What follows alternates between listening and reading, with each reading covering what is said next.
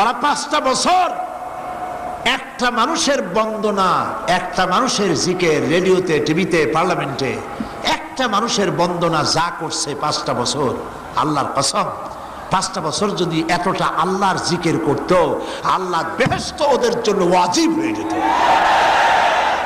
কপাল পোড়া। কি পোড়া? জোরে বলেন, কি পোড়া? কপাল পুড়া ছাই ভস্ম হয়ে গেছে। আল্লাহর কাছে আসে নাই, কোরআনের কাছে আসে নাই। কোরআন মানুষকে বিজ্ঞান শিখায়, দিন শিখায়, ঈমান শিখায়। আকাশ জমিন সব কোরআনের ভিতরে। বিজ্ঞান এবং কোরআন সাংঘর্ষিক নয়।